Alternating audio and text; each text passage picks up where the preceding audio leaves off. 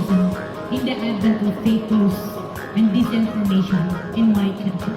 We need to work it out. We need to prove that we are the voice of the people. We are the media. We are the facilitators. Aniya na ang mga balita nga nahagpat sa Newsline Philippines Information Center. Ako si Paul Palacio. Tutok na!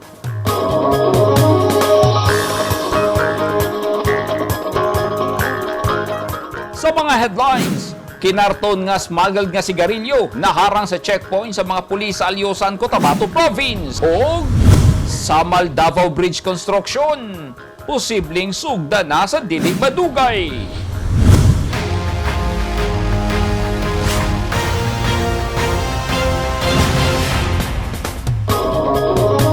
Sa detalye sa atong mga balita, naharang sa kapulisan sa Alyosan, Cotabato Province ang kinarton nga mga smuggled nga sigarilyo nga ibiyahe unta padulong sa Davao City sakay sa usa ka truck nga mokantidad sa 263,000 pesos. Tulo ka mga biyahedor ang gidakop sa mga pulis nga pulos taga Zamboanga City. Ani ang report ni Marvin Revilla. Naharang sa mga otoridad sa usa ka PNP checkpoint ang usa ka sakyanan nga nagdala og kontrabando kaniadtong Sabado, Hunyo 11 dito sa Barangay San Mateo, lungsod sa Alyusan North, Cotabato. Gibara-bara ang mo kantidad og 260,000 pesos nga kontrabando ang gilangkuban sa smuggled nga sigarilyo. Matod ni Alyusan Police Station Acting Chief of Police, Police Major Andres P. Sumugat Jr. Naharang sa checkpoint ang Isuzu Fuso drop side canter nga dunay plate number nga AJA 3406 ug sa diyang gi-inspection kini nakitaan nga dunay sulod nga 477 karim sa Green Hill brand ug 181 karim sa Casablanca brand nga smuggled nga sigarilyo.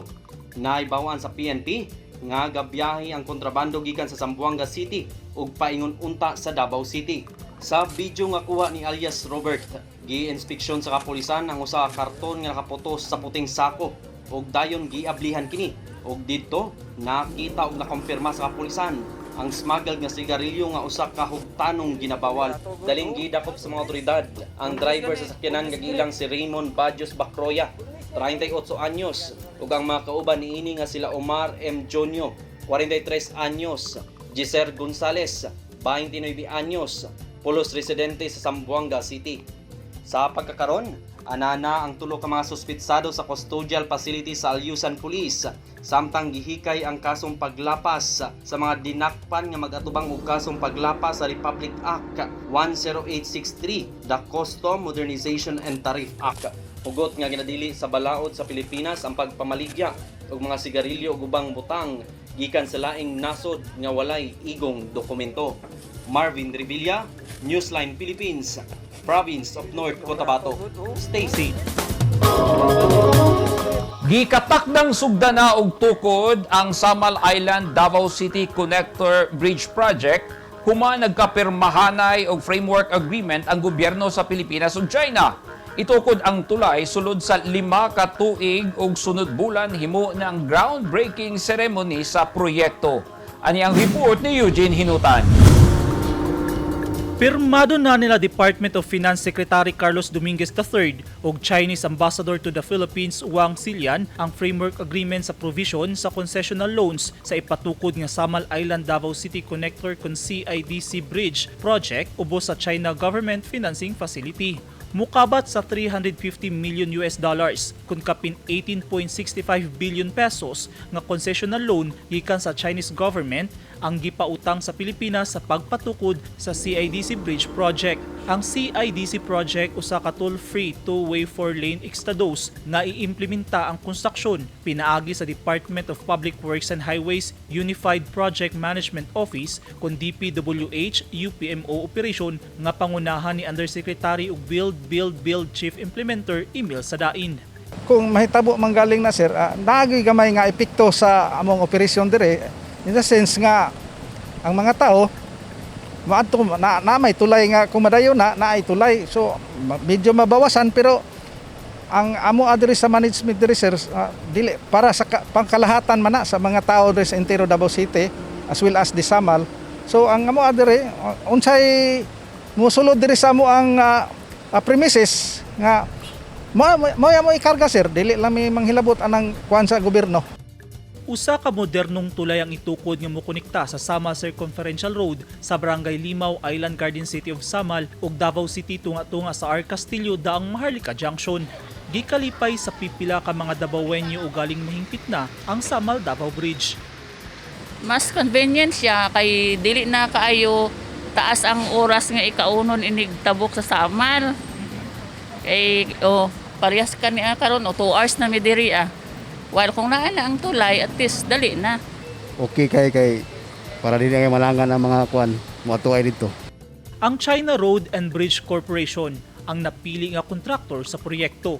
Enero 14, 2021 dihang nagkasinabot ang DPWH ug China Road and Bridge Corporation sa kontrata nga nagkantidad og 19.23 billion pesos alang sa design ug pagtukod sa nisgutang tulay ug gisuportahan ang loan application. Sumala ni Undersecretary sa Dain nga sa Hulyo 2022 na ang groundbreaking ceremony sa proyekto. Sa 60 ka bulan, kung 5 years ang estimated duration, una matapos ang proyekto.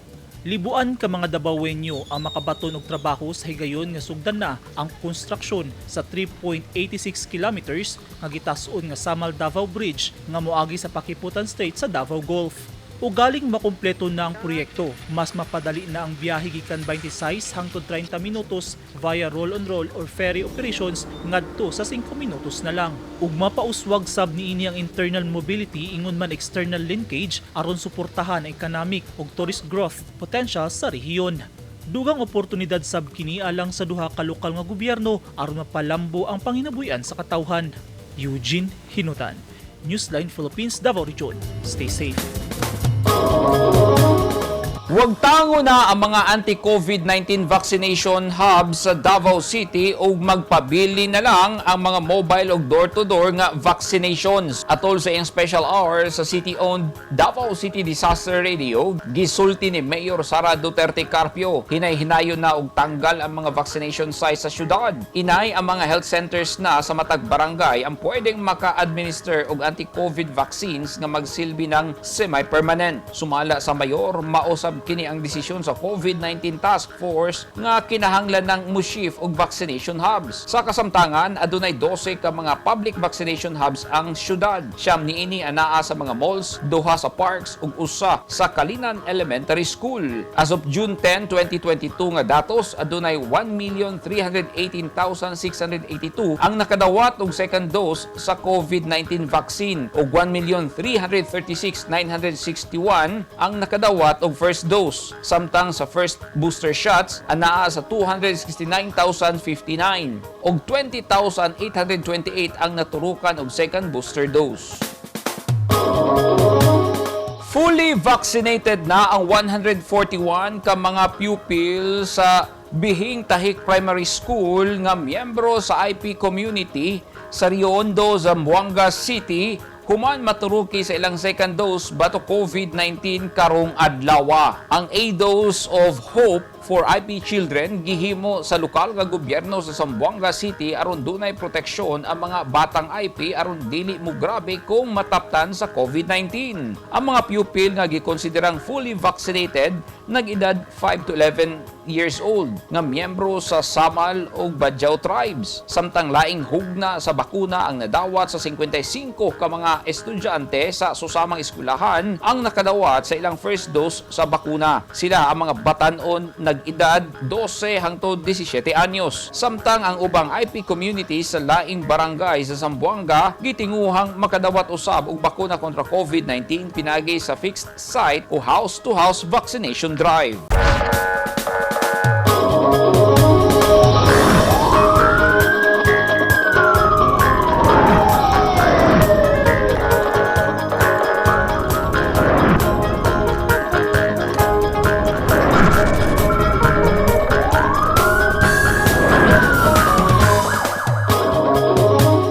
Gilaboy sa kalayo ang usa ka balay sa Barangay Poblasyon President Rojas, Cotabato Province. Kagahapon sa hapon nga hapit mikanit sa silingan apan maayo na lang kay natabangan kinig buog tubig sa mga residente. Nasayran nga ang nasunog nga balay usa kini ka abandonado. Ani ang report ni Marvin Revilla. Sa kuha sa video ni Akira Bliss Albin, nagkabuang ang mga residente sa Barangay Poblasyon President Rojas North, Cotabato kagahapon. Bandang alas 4 sa hapon sa diyang Gilamoy, saan nagdilaab nga kalayo ang usa ka abandonadong balay. Makita sa video nga wala kasabot ang mga residente ug unsa ang ilang himuon, manawag ba og pulis o bombero. Matod sa usa ka residente nga si Jocelyn Lanosa. Ano na ako, nakapanimbaho, mangkupo nga naisulo, kanang asugod niya, aso, nakapanibaho ko niya, muna sa nga nagdasagit na sunog, ako to, pag-apre na ko sa bintana, muna na-apre na, reflect ko sa bintana ko kay, sa kampi ko ako ang bintana, muna ko na nakita pa nga nag-reflect ko nga nag-aso-aso niya, so pag-apre na ako, muna nag-impact ako na, wow, gusto sa dahil kalayo.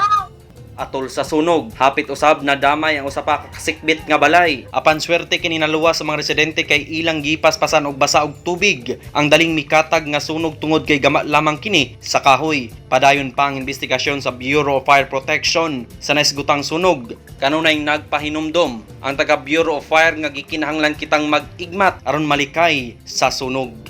Marvin Revilla, Newsline Philippines, Province of North Cotabato. Stay safe. At tangi! Mga prutas, hinay-hinay ng midagsa karong nagkaduol na ang kadayawan. Pila ka ang presyo? Sayron! O lain-laing ahensya sa gobyerno sa Jensan, gihatagan og sakyanan sa LGU. Naging mapaghamon ng taong 2020 sa bawat Pilipino at sa Philippine Charity Sweepstakes Office. Nakapanlulumo at nakapanghihina, ngunit hindi tayo kapwa susuko. Mula noon, ngayon, at sa hinaharap, asahang makakasama ninyo ang PCSO sa pagbangon ng Pilipino sa anumang pagsubok. We will get through this crisis as one nation. Ang mga taong dunay mga ginahambin nga mga grabing mga balatian o comorbidity, hilabi na ang mga senior citizens, sila ang mas delikado nga maigo sa coronavirus disease COVID-19. Busa dubling pag-amping ang himuon og tambali ang mga ginahambin nga mga sakit. Ang pagtumar sa Bilonga Gold Herbal Capsule is a food supplement makatabang aron mapunggan nga musamot ang mga balatian. Turmeric uluyang dilaw ang nagunang sagol sa Bilonga Gold. Gisagulan og sodium ascorbate o vitamin C aron mas mulig-on ang immune system. Ang Bilonga Gold Herbal Capsule mapalit sa mga butika.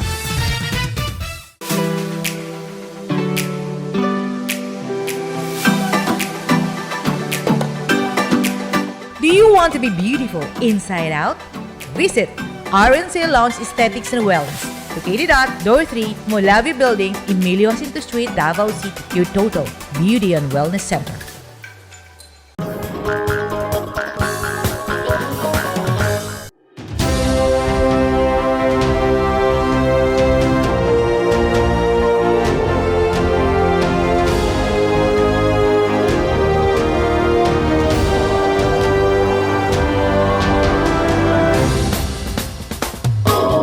This portion is brought to you by Toyota. This portion is brought to you by Rizal Memorial Colleges. This portion is brought to you by Double Light and Power Company. Gideklara sa 10th Infantry Division Philippine Army ug lain-laing ahensya sa gobyerno sa Davao Region nga insurgency-free na ang probinsya sa Davao del Norte. Gihimo ang deklarasyon kagahapon Hunyo 13, 2022 sa Davao del Norte Gym sa Mankilam, Tagum City. Sumala sa 10th ID, epektibo ang ilang gihimong anti-insurgency campaign hinungdan nga nabungkag nila ang mga Guerrilla Front 3, 33, 34 ug Pulang Bagani Command 4 sa Sub-Regional Committee 4 o Guerrilla Front 55 sa SRC 5 nga tanan ilaom sa Southern Mindanao Regional Committee. Sumala sa mga sundalo, nakatabang og dako ang National Task Force to End Local Communist Armed Conflict sa anti-insurgency campaign. Nagduso usab og resolusyon ang probinsya sa Davao del Norte pinaagi ni Governor Edwin Hubahib na nagdeklara sa insurgency-free na ang probinsya. Sumala ni 10th ID Commanding General Major General Nolasco Mempin, matagamtaman na gayod sa mga taga Davao del Norte ang tinud-anay nga kalinaw.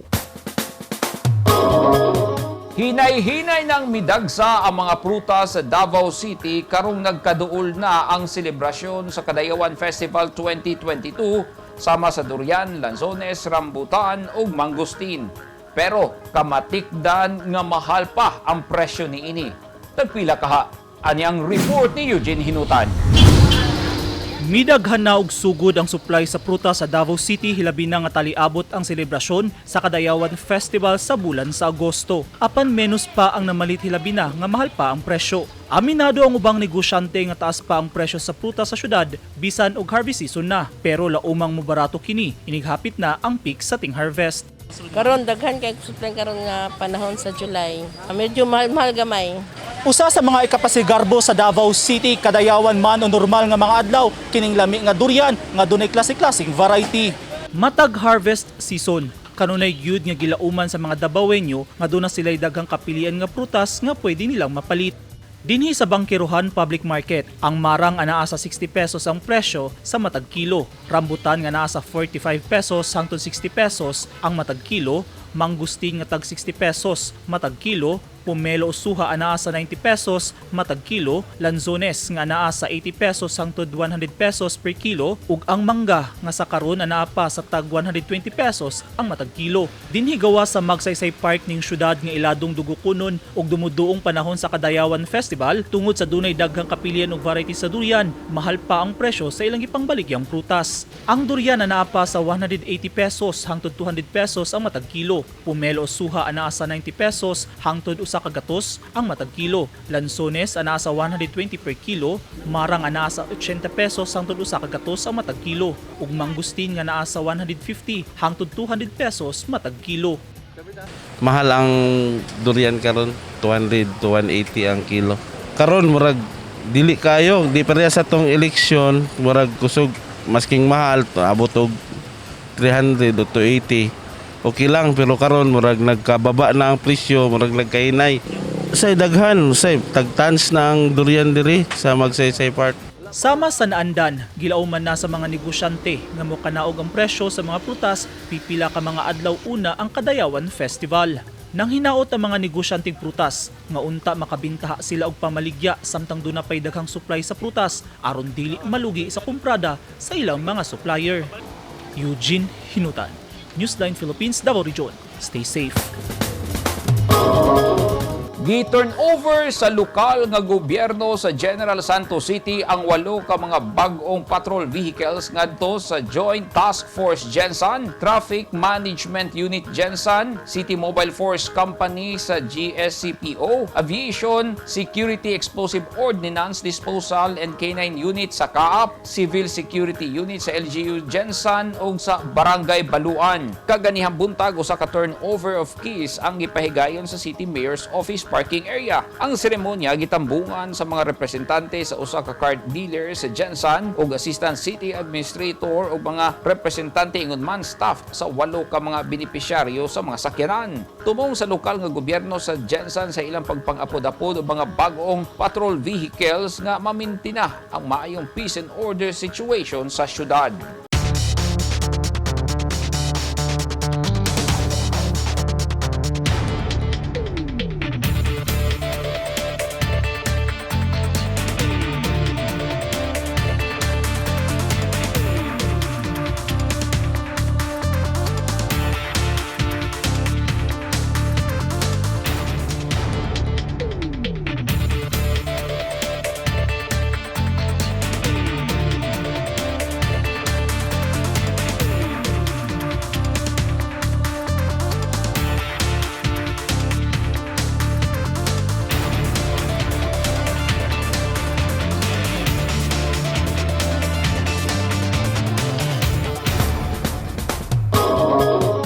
Kadto naghingpit sa mga balita nga nahagpat sa Newsline Philippines Information Center. Alang sa dugang balita, bisitaha ang website nga www.newsline.ph.